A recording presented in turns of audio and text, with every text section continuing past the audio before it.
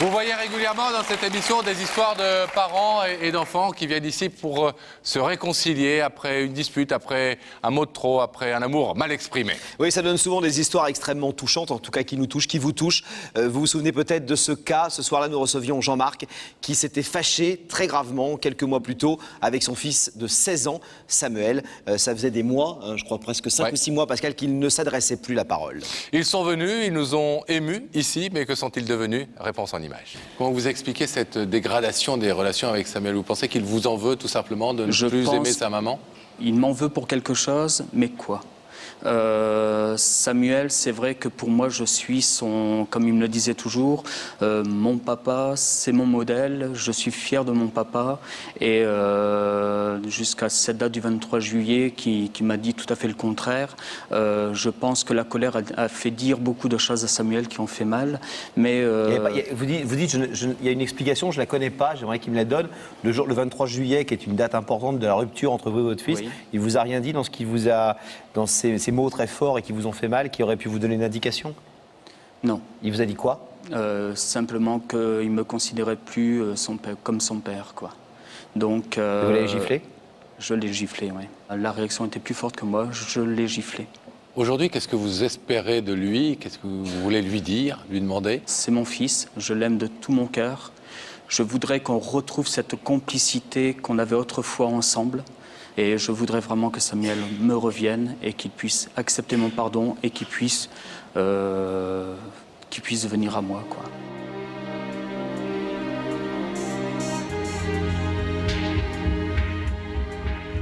Quand il sort de la loge de Rebecca et puis qu'il arrive vers moi, j'ai vu toute sa vie se défiler en quelques dixièmes de seconde devant mes yeux. De la naissance à ses 20 ans, j'ai tout vu le film, le bonheur que j'ai pu recevoir de lui depuis le départ, et ça m'a beaucoup ému. Je vous demande de regarder cet écran, Sam, si vous voulez, et le visage de cette personne va apparaître.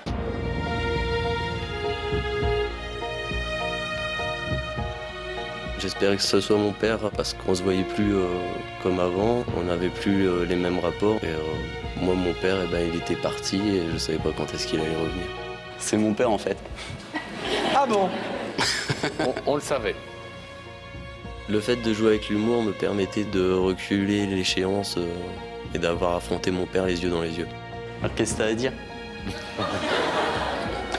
Vous savez, c'est moi qui dois poser la question normalement. Ouais. Désolé. Bah, c'est pas grave. Vous avez envie d'écouter votre père? Non. Bah si, j'ai envie d'écouter mon père. Quand on aime, je pense qu'il faut savoir faire le sacrifice de demander pardon pour pouvoir recevoir en retour l'amour qu'on attend.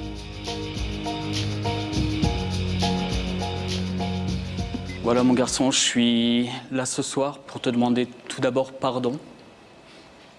Je voudrais que tu saches, pour moi, c'est très, très, très difficile d'être là ce soir. Parce que ça va faire 90 jours, excuse-moi, ça va faire 90 jours que pour moi, c'est dur.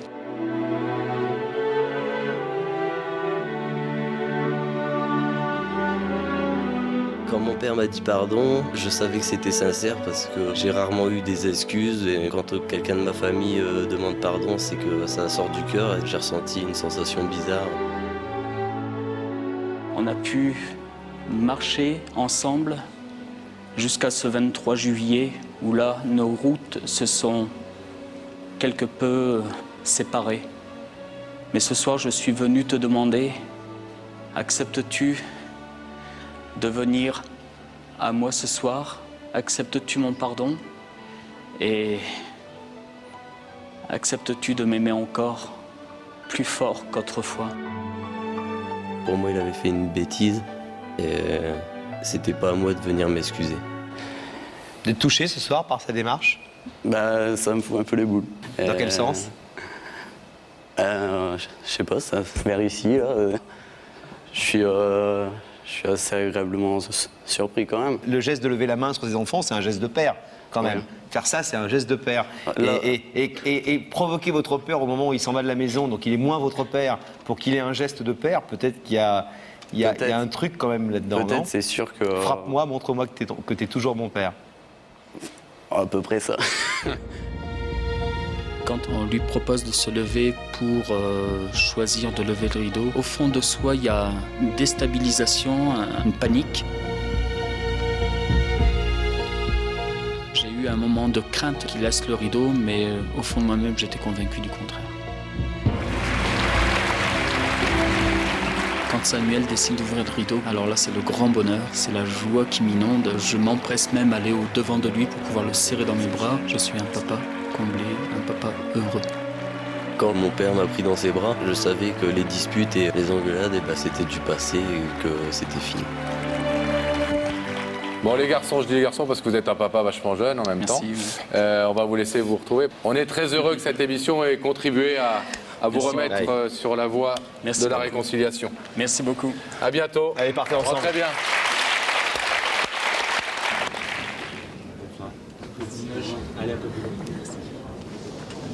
Alors comment ça va le papa et le fils? Ça va très bien.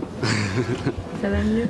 Oui, je suis content parce que ce soir, j'ai vraiment percé l'abcès et puis il est là en face de moi et puis je sais qu'il m'aime et je l'aime très fort.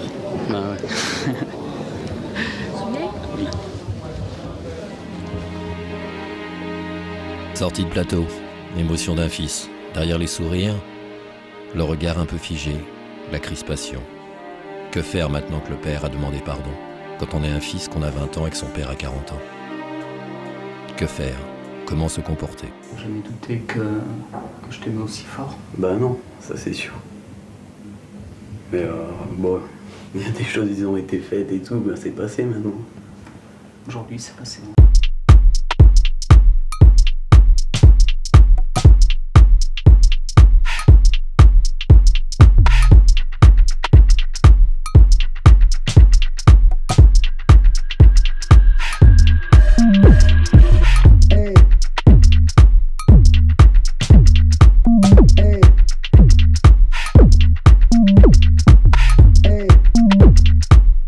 On attend des retrouvailles, des images de bonheur familial, accolades, des baisers, envoyer les ralentis. Mais soudain, on découvre que ce qui s'est passé entre ce fils et ce père-là, cette dispute violente, se passe encore malgré l'ouverture du rideau. La gifle reçue par Samuel, le fils, se remettrait-elle à brûler sur les joues de sa mémoire? Jean-Marc feint de ne rien voir, il en appelle aux souvenirs d'enfance. Ensemble, ils étaient passionnés de voitures à cette époque-là. Karting à la carte, c'est le fils qui gagne, c'est le père qui perd. Les temps changent. Devant ce malaise, pendant quelques heures, l'équipe de tournage, par pudeur, décide de laisser le père et le fils s'expliquer. Un père va avouer ses faiblesses, un fils va avouer ses rancœurs. Il n'a jamais accepté la séparation entre son père et sa mère. Alors, d'aveu en confidence, de chute en chute, voilà un père qui tout d'un coup, lorsqu'il revient sur la piste, n'est plus le même. Oui, ces deux-là ont vraiment changé. Totalement changé. Jean-Marc et Samuel, deux grands enfants qui se regardent enfin à hauteur d'homme. Une nouvelle vie pour eux peut commencer, même si Jean-Marc n'est pas prêt de remonter sur des skis. Jean-Marc, 20 ans après la naissance de son fils, vient de découvrir un nouvel avenir à leur relation. Aujourd'hui, dès que les minutes nous l'accordent, on parle, on discute, ça nous fait du bien. Je sens que lui, ça lui fait du bien. Je trouve ça vraiment magique parce que bon, c'est vraiment deux êtres qui se dévoilent leur cœur et je trouve ça fabuleux. Un père, un fils 20 ans plus tard, une certaine idée du père qui fond sur la neige. C'est peut-être ça la maturité des relations entre les enfants et les parents.